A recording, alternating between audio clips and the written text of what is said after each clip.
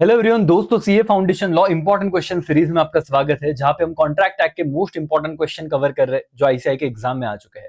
आज का जो सवाल है, जैसे आप देख सकते हो, पूछा गया whether the agency shall be terminated in the following case under the provision of Indian contract act 1872। ये जो दो केसेस आपको दिए गए हैं, क्या इसमें एजेंसी टर्मिनेट हो जाएगी? क्या ये प्रोविजन के साथ एक्सप्लेन कीजिए और बताइए यस और नो। पहला केस बहुत इंपॉर्टेंट है दोस्तों, सेक्शन 202 के यहां से आया हुआ है। A gives authority to be sell as land and pay himself. अब ये जो लाइन था ना, पे हिमसेल्फ, यही इसी लाइन की वजह से इसका आंसर बदल रहा है। ये बहुत इंपॉर्टेंट चीज है क्योंकि यहाँ पे इंटरेस्ट आ गया किसका, एजेंट का, कि यहाँ पे ए ने बी को अथॉरिटी दिया कि वो ए का उसका लैंड बेच दे और उसका जो भी बाकी है ना पैसा लेना वो ले ले, सेल करके आउट ऑफ द प्रोसीड करके जो पैसा आएगा उससे उसका जो भी डेट है कर्जा है वो चुका लेना। And debt due to him from a, afterward a become insane. लेकिन अब हो क्या गया कि ए इंसेन हो गया। ए मतलब कौन बेटा? यहाँ पे जिसने एजेंसी दिया था।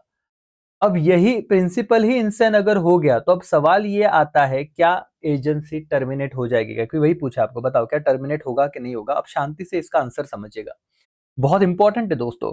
रिलेवेंट जो हमारा सेक्शन है 202 202, if the agent has personal interest. अब एजेंट का पर्सनल इंटरेस्ट क्यों आया? देखो, ए ने किसे अपॉइंट किया? B.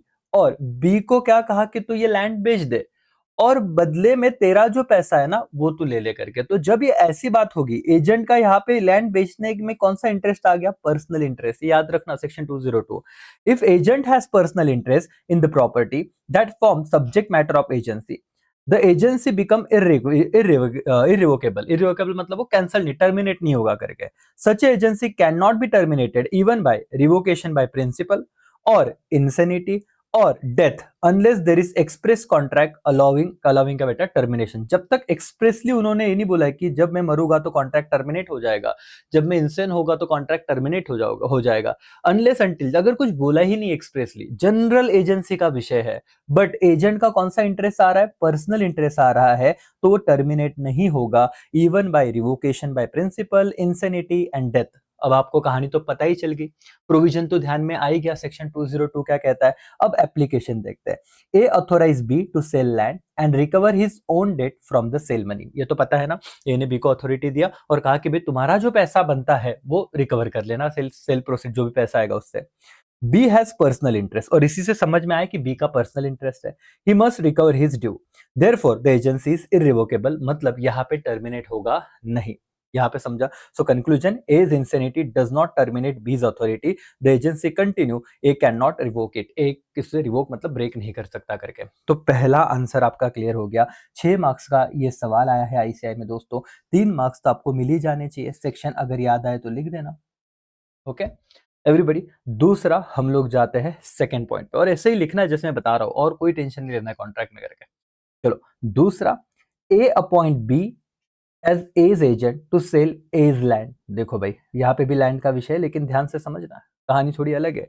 A appoint B as as agent to sell as land, B under his authority of A appoint C as agent of B. अब समझ रहे हो आप, ए ने बी को रखा कि भाई मेरा ये लैंड बेच दे, बी ने सी को अपॉइंट कर दिया, तो मेरे को इसे सब एजेंट हो जाएगा। ये क्या हो जाएगा? सी सब एजेंट हो जाएगा करके, कि वो रखा है तो ये ए का लैंड बेच दे करके। B under is authority appoint C as agent, afterward A revoke authority of B but not C. क्या होता है? ए जो है ना, ये बी का अथॉरिटी रिवोक कर देता है, सी का अथॉरिटी नहीं करता, बी का अथॉरिटी रिवोक करता है। What is the status of agency of C? तो तुम्हें पूछा गया तो बताओ, क्या बी का एजेंसी अगर रिवोक हो गया तो सी का भी एजेंसी ऑटोमेटिकली रिवोक हो जाना चाहिए, या इस पे कोई फर्क नहीं पड़ना चाहिए? क्या लगता है? कहानी समझ रही बेटा? पहला केस तो हो गया सेल्फ इंटरेस्ट वाला, है ना। दूसरा पॉइंट है कि सब एजेंट की बात आ गई। ए ने बी को अपॉइंट किया, बी ने सी को अपॉइंट किया, ठीक है, बट अभी ए ने बी का अथॉरिटी रिवोक कर डाला। सवाल ये पूछा कि सी का भी रिवोक हो जाएगा क्या? आंसर देखिए और समझने की कोशिश कीजिए। Relevant section 191 and 210, C is sub agent because he work under control of B and not A. Section 210, termination of authority of an agent automatically terminate the authority of all sub agent. अगर आपने main agent का authority terminate किया, जैसे ए ने B का authority terminate किया, तो automatically जो सब एजेंट है उनका अथॉरिटी भी क्या हो जाएगा, टर्मिनेट हो जाएगा। ठीक है, B is as agent, C is B sub agent. ठीक है ना, देखो यहाँ पे ए ने किसे अपॉइंट किया, बी, तो बी किसका एजेंट हो गया, ए का। बी ने किसे अपॉइंट किया, सी को, तो सी ए किसका सब एजेंट हो गया, बी का। व्हेन ए रिवोक बीज अथॉरिटी, बीज एजेंसी एंड, बी का एजेंसी एंड हो गया।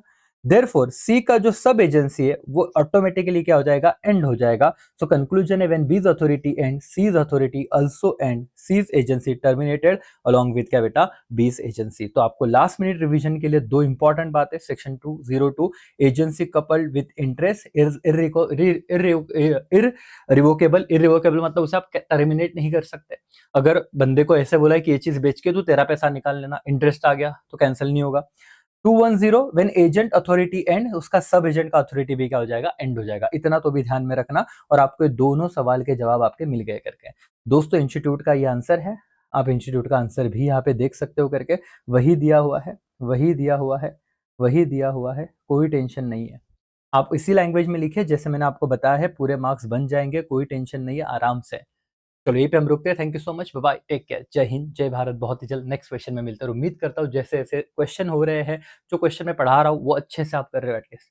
चलो thank you so much, take